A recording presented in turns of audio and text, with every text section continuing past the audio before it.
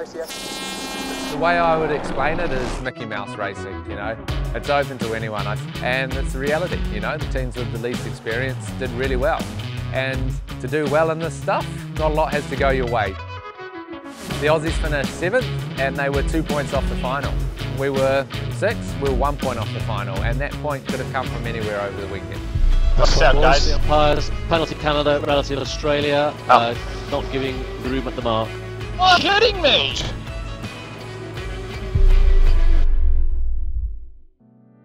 My first World Match Racing Tour event, and I raced against Philippe.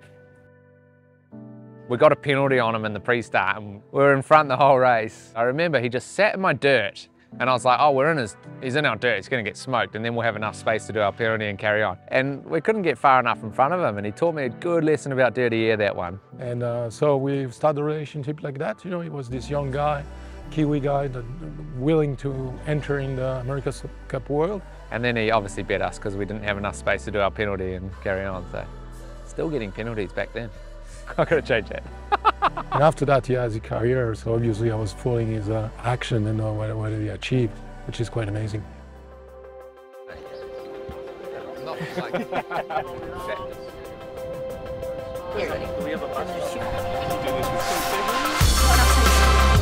It's quite cool, isn't it? So without further ado, let's start from Canada. We've got Phil Robertson looking forward to catching up with you, Phil. You have been outspoken of your criticism of the umpires. Have I? I don't know. Your thoughts? I mean, do you feel you get a fair shake at it?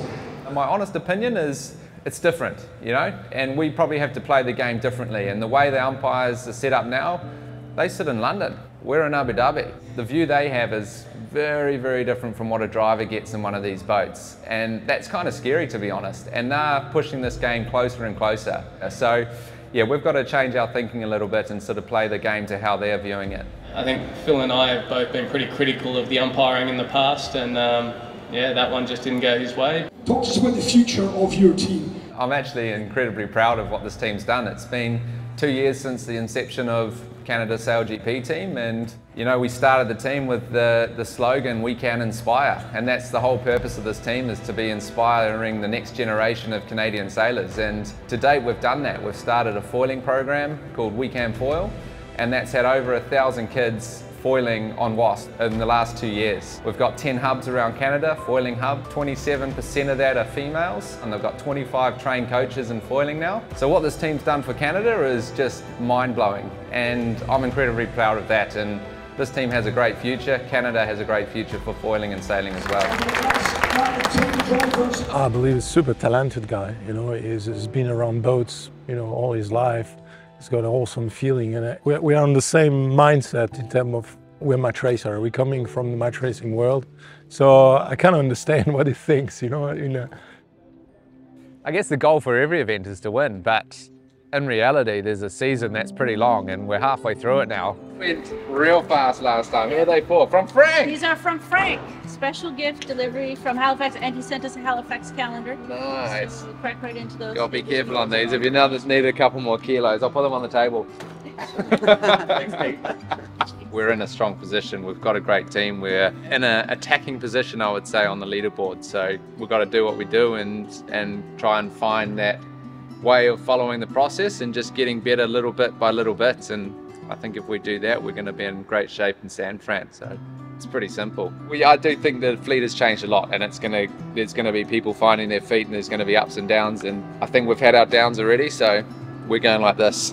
Let's own it. Let's write our own story as well. I think that's quite important. And usually we finish these meetings with our Inspire intern inspiring us. Can you inspire us, Fish? I can inspire you, all right. In the words of Ryan Anderson, but there are big ships and there are small ships, but the best ships are friendships.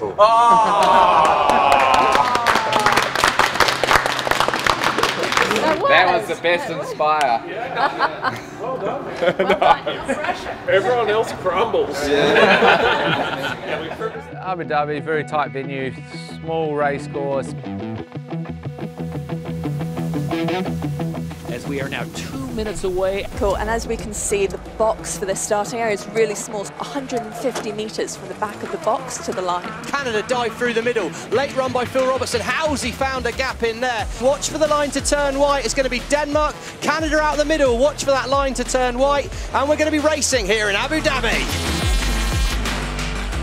Yeah, race one was, good. Obviously we didn't start well, but all our weekend was a little bit on the same trend. Not super good at the start, the start were quite average. But here we go, they're heading now, another reaching leg. They're going to sail back across the wind towards the Fand on the shoreline. Sailed around a lot of boats that race and made some really good calls, and that was actually all predetermined. We talked about that. Nice work, guys. Bit of wind up on the wind, I think. Talked about the situation, what we'd do, and we executed it, which is really nice. Right now, the coaches are allowed to talk to the teams, and they sit on shore in a booth with all the data, all the TV screens, and they can tell us pretty much anything we want to know. So that communication is going up tenfold. French are much faster than you. We're talking a lot. They're basically on the boat with us now, which is a pretty cool thing to have. I'll let it recharge, it's nice. Oh yeah, I like that. Top of screen, Canada, they turn left. Up to second place, the Canadians. Could be a good move for Phil Robertson here. Done a great job of finding space. But we came back very strong along the race on this tight course. It's quite impressive, I would say. I'm super pleased about how we moved through the fleet. We were coming into that last mark and we're in second. We're crossing the Australians actually. And Canada's got one hull up here, Emily. It's going to be tight. Yeah, go wing, go wing. Come on. Canadian boat's faster at the minute, but the Australian boat's got the right of way. Philippe was sort of saying, give them room, we're going to be in front. I'll take all I think you can sail around. Yeah, sail around the Aussies. Sail around him. Everything here. Supermax. He is, you got weight down? Yeah. He's super slow and low. You're faster, you're faster. For me, it's good. It's amazing information. We're clearly ahead, but we had to turn the mark to the left. And, communication between the booth and Phil was, you're ahead, just sail around him. You're good at the moment. He's slow, right, Philippe? How slow is he? He's 12 knots. Yeah, you're faster. He's in the zone. He has to jibe. Oh, big coming up. Here we go. Here we run. And I probably made the error of just being a little bit too close. Phil's able to press a button, talk to his coach. Incredible the technology out here as he now tries to shoot round the outside. And close where I had a lot of control but wasn't an issue. Right, so. What's up, guys? The umpires, penalty Canada, penalty Australia, not giving room at the mark. Are you kidding me? Oh, Todd, it's a penalty! Comes on. Wow! Okay, it's all right, still third. The umpires actually deemed that was a foul, which is a real shame. I understand umpire perspective, and on our side, we had the control of the situation. We could have done differently and win the situation. So that's what the message I tried to bring to the team. I just don't understand why, these things are so, they're talking about, it's so subjective. But what's our strategy? How do we want to, coming out of this debrief? I think I should stay out here at the hotel while you take the call. No, I think it's also part of the therapy, Yeah. I think you're right. In my mind, we just have to play to them. Exactly. Which is, we know he always penalises someone for going too tight on the wide. I disagree with the rule interpretation, but it doesn't matter whether we disagree with it. Exactly. That is the way that he's going to call it every single time. It's like in rugby, you have to understand what's the referee, and also that's really the perception that you have to understand. What's hard with the umpiring in SailGP is their decision is final. They make a call and that's it, and you can't change the fact whether they were right or wrong afterwards. It stays as it stays. You have to move on, but the therapy takes time. New doesn't come in January. New Phil comes, Let's focus on what we have control on, and on this case we were leading. Just sail around the guy. And look, we lost a place there, and it's disappointing. But in reality, we just shouldn't push it that close. There was no need in that situation. Umpiring is hard. I try to umpire sometime, and I'm in front of the app. I've got the visual the umpire have, and it's extremely hard. Sometimes the call will be wrong, but we also make a wrong call around the track, on the start, we make wrong call as well. So this you have to accept and work on work on what you have control on.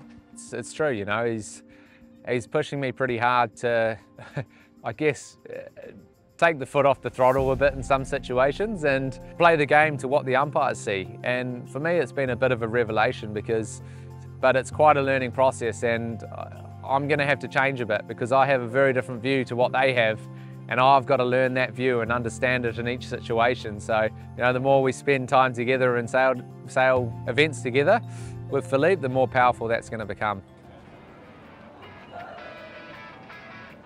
I think the worst thing about the light air is you have so much time to think about things, and situations develop slowly. You almost overcomplicate it, and it builds a bit of tension inside of you, and there becomes almost more stress than when it's windy. This is so tight this start. Watch for that line to turn white. Oh, it's carnage. It's carnage on the start line. Situation, like that created the situation, the stress, the tension. Because on the heat of the moment, you know, it starts to get blurred. You know? It's not clear. It's not clear for you, and that's a trigger. When I feel that you go up on the heat, you're not, you know. You go back to both on both. France delayed, umpire. Mel, this is Team Australia. Little build if we can. Mark 1 just keeps moving. Looked up and saw the mark to windward of me, and then once we got out of the situation, there was the mark right in front of us. Yeah, it was moving. The mark was moving. It was on the move to a new location, and... Point the nose, point the nose. You're me. What the moving mark on the course? Okay, racing. Clueless. Where you're not in control, and the heat goes up, and then Moving mark on the course. I guess, well, we probably look like the stupidest people on the race course hitting a mark. It's frustrating, and I think that frustration comes from the stress, and the stress comes from the light winds, so it's a weird little circle there, but it is hard to stay really relaxed and calm and cool. I think my anxiety comes from knowing that things aren't perfect. Right. You should give this information on a positive way, so they shift their focus on the boat. I believe this is something we want to work on. You know, like the way, just to identify why he get out of the comfort zone, and all of a sudden, you know, he's speaking loud and he doesn't feel comfortable with the situation. And this we want to avoid, because when that happens, it's not cool, and he doesn't you know, give good information to the others. Like for me, my anxiety goes up around the boat trim. Yeah. He knows that. He told me. You tell me that. Yeah. When he talks about the jib, it's wrong. You just gotta trust us that we've got the boat trim.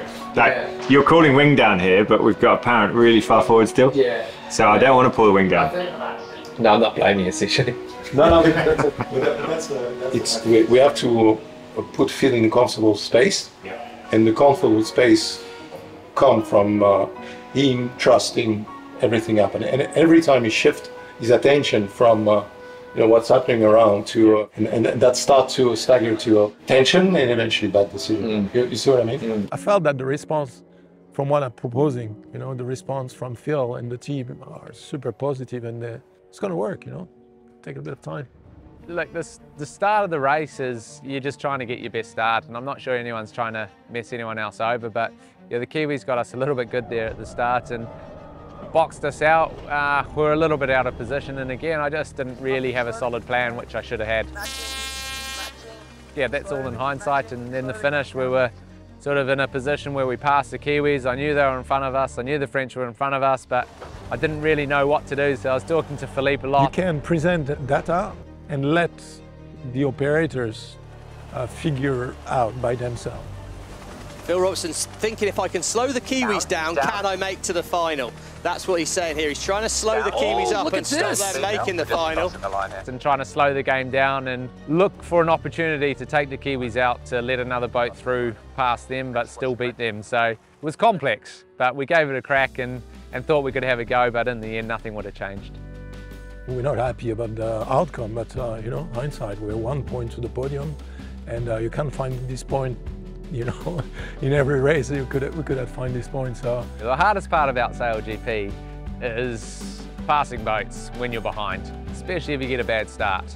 And you notice it in the good teams, as they can pass. They can pass 4 or 5 boats around the track. And this weekend was the first time we managed to do that. So that's a huge positive.